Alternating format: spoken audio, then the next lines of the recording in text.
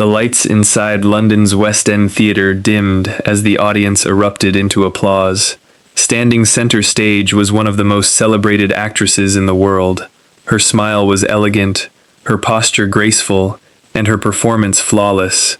To everyone watching, she appeared untouchable. She was the woman who had become immortal as Scarlett O'Hara, the unforgettable heroine of Gone with the Wind. She possessed extraordinary beauty, unmatched talent, and international fame. Millions admired her. Directors competed to cast her. Fans believed she was living the dream every aspiring actress longed for. But the woman taking those bows each evening was carrying a secret battle that almost no one truly understood. Behind the glamour was a life marked by emotional turmoil, physical illness, heartbreak, and a relentless struggle against a condition that medicine barely understood at the time. This is the story of Vivien Leigh, not simply the actress who conquered Hollywood, but the woman who spent much of her life fighting an invisible enemy. Long before she became one of cinema's greatest legends, she was born as Vivien Mary Hartley on November 5, 1913, in Darjeeling, India, then part of British India. Her father was a successful British businessman, while her mother encouraged her imagination from an early age. Even as a little girl, Vivien loved performing. Family members remembered how confidently she entertained guests with poems and dramatic readings. She possessed an unusual charm that made people pay attention whenever she entered a room. Yet childhood would not remain simple for long. At the age of 6, she was sent thousands of miles away to England for boarding school. It was common among British colonial families, but for a young child, it meant growing up separated from her parents for long stretches of time. The loneliness shaped her. Teachers described her as intelligent, energetic, and ambitious. Friends noticed she desperately wanted approval while hiding moments of deep insecurity. Years later, many believe this early emotional separation left scars that never completely healed. As she grew older, one dream remained constant. She wanted to become an actress. In the early 1930s, she enrolled at the Royal Academy of Dramatic Art in London, but life suddenly took a different direction.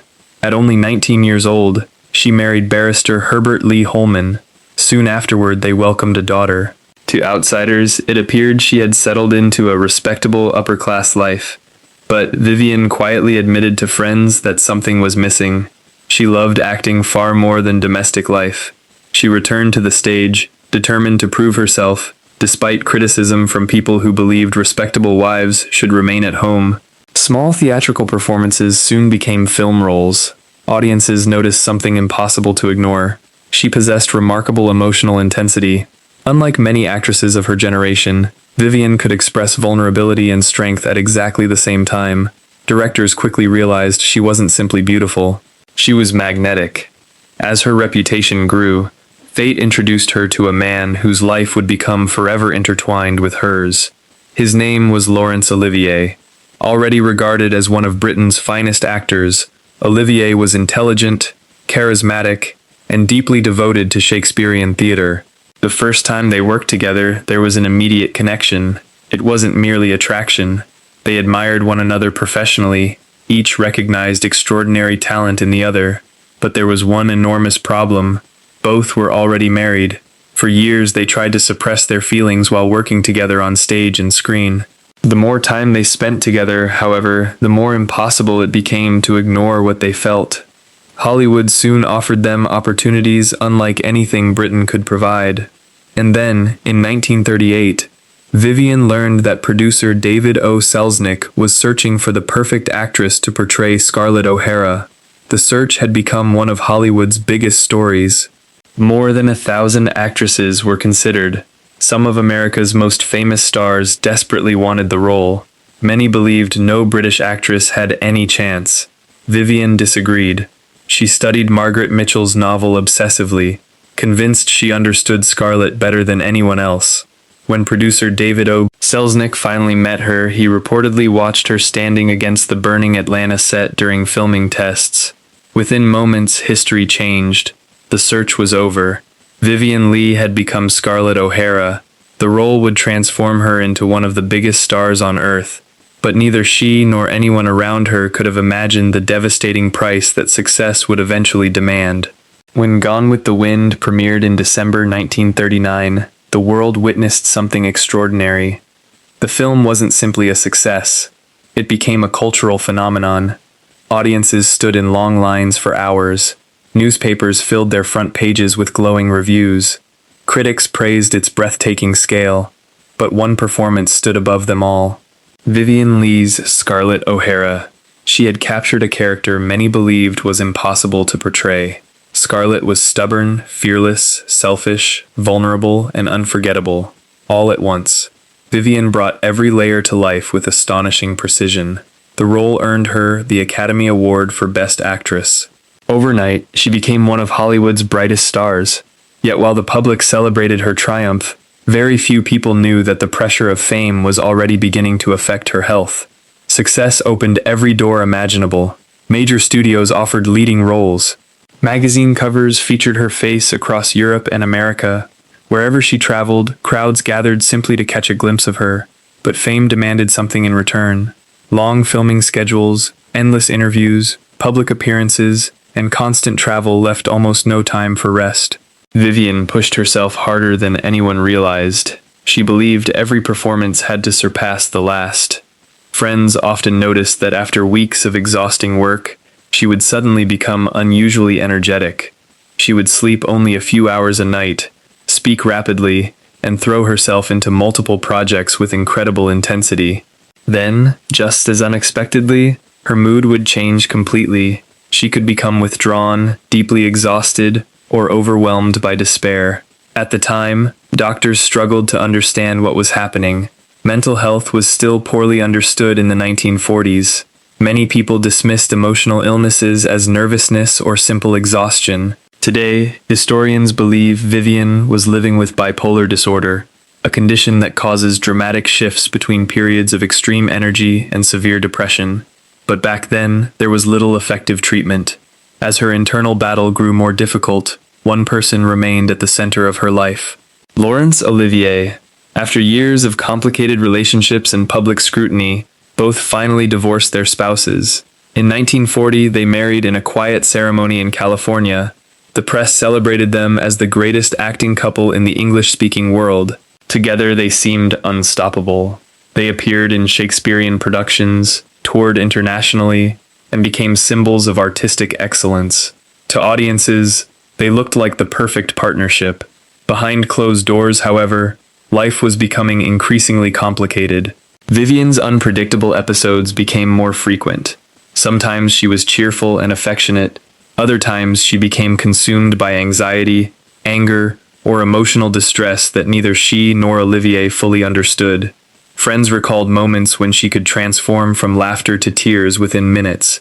There were occasions when rehearsals had to stop because she suddenly became unable to continue. Yet after recovering, she would step onto the stage and deliver performances so brilliant that audiences never suspected anything was wrong. It was as if acting became the one place where her troubled mind found temporary peace.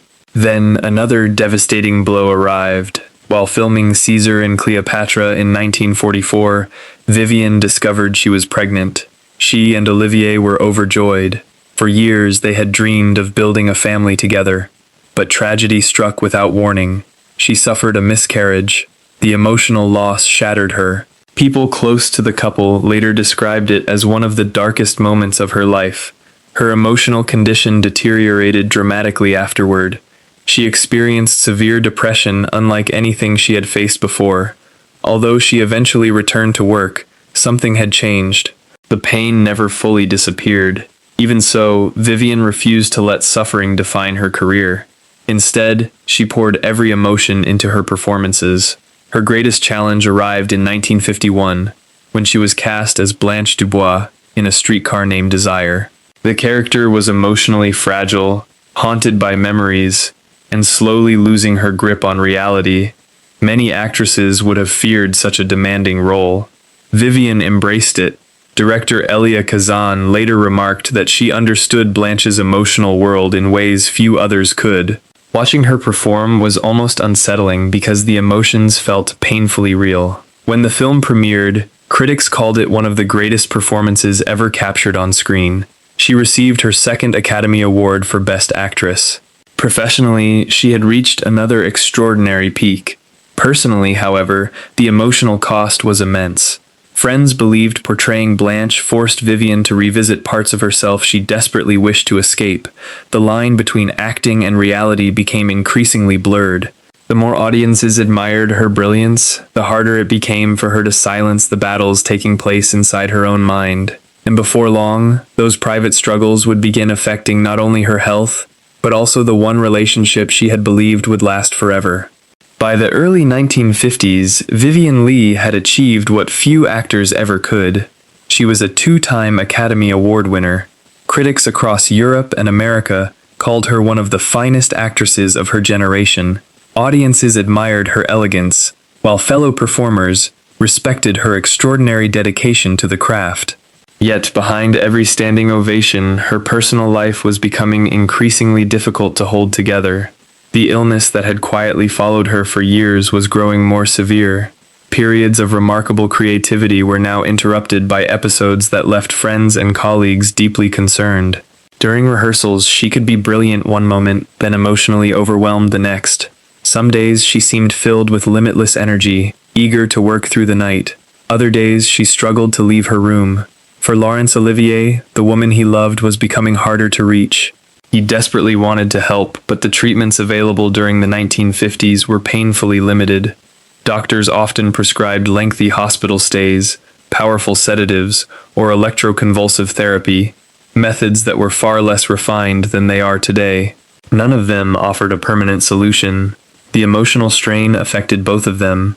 Their marriage, once celebrated as the greatest romance in British theatre, slowly transformed into a relationship defined by exhaustion, uncertainty, and heartbreak. Despite everything, they continued performing together whenever possible. On stage, audiences witnessed two extraordinary actors creating magic. Behind the curtain, however, they were struggling simply to survive another day. Then another illness returned to claim its place in Vivien's life. Years earlier, she had been diagnosed with tuberculosis, a disease that was still one of the world's leading causes of death. Although treatment had allowed her to continue working, the infection never completely disappeared. As the years passed, it quietly damaged her lungs. Still, Vivien refused to surrender. She believed that acting gave meaning to her life. Friends often recalled that no matter how weak she felt, the moment she stepped onto a stage, something remarkable happened. It was as though the applause restored her strength, if only for a little while. But even the greatest determination has its limits. In 1960, after nearly 2 decades together, Vivien Leigh and Laurence Olivier officially divorced. The announcement shocked millions. To the public, they had always represented one of the world's greatest love stories. In reality, both understood that love alone could no longer overcome years of illness and emotional hardship. Remarkably, their separation was not filled with bitterness. Olivier never denied Vivien's extraordinary talent, nor did he speak of her with resentment. Years later, he admitted that watching her suffer had been one of the greatest sorrows of his life. Although their marriage ended, mutual respect never truly disappeared. After the divorce, Vivien found comfort in the companionship of actor Jack Merivale. Unlike many people who had entered her life because of fame, Merivale remained quietly devoted to her through her declining health. He accompanied her to medical appointments, encouraged her to continue acting when she felt able, and stayed beside her during the difficult days when illness made even ordinary tasks exhausting. By the mid-1960s, however, tuberculosis had returned with devastating force. Her breathing became increasingly difficult. Even climbing a staircase could leave her struggling for air. Still, she continued accepting stage roles whenever doctors allowed it. Many fellow actors were astonished by her determination. They knew she was ill. They knew every performance demanded enormous physical effort. Yet once the curtain rose, Vivien gave audiences everything she had. It would become one of the defining qualities of her career. She never stopped being an actress. On the evening of July 7, 1967, Jack Merivale left their London home for a short rehearsal. Vivien appeared tired but in good spirits. They expected to spend the evening together after he returned. Hours later, when Merivale came home, the house was unusually quiet. He searched the rooms before finding Vivien lying peacefully on the floor. A massive recurrence of tuberculosis had caused her lungs to fill with fluid. She was only 53 years old. News of her death spread rapidly across the world. Tributes poured in from Hollywood, London's West End, and every corner of the theatrical community. Actors who had admired her for decades spoke not only of her beauty, but of the astonishing emotional depth she brought to every role. Laurence Olivier was devastated. Although years had passed since their divorce, hearing of her death left him heartbroken. He later reflected that the world had lost one of the greatest actresses it would ever know. Today, more than half a century after her passing, Vivien Leigh remains one of cinema's most enduring legends. Gone with the Wind continues to introduce new generations to Scarlett O'Hara. A Streetcar Named Desire is still studied in film schools as one of the greatest performances ever recorded, but perhaps her greatest legacy extends beyond awards or iconic roles. Vivien Leigh helped reveal something that society rarely acknowledged during her lifetime. She showed that extraordinary talent can exist alongside profound personal struggle. In an era when mental illness was misunderstood and often hidden behind silence, she continued creating unforgettable art, even while fighting battles that few people could see. Her story reminds us that fame cannot protect anyone from illness. Success cannot erase pain, and the brightest smiles sometimes conceal the deepest struggles. Vivien Leigh spent her life portraying women who refused to surrender, even when everything around them seemed to be falling apart. In many ways, that was the role she was playing off-screen as well. She never stopped fighting. She never stopped performing. And because of that courage, her voice, her artistry, and her unforgettable presence continue to inspire audiences around the world. The curtain fell on Vivien Leigh's life in 1967, but legends never truly leave the stage. They live on every time the lights dim, the audience falls silent, and a timeless performance begins once again.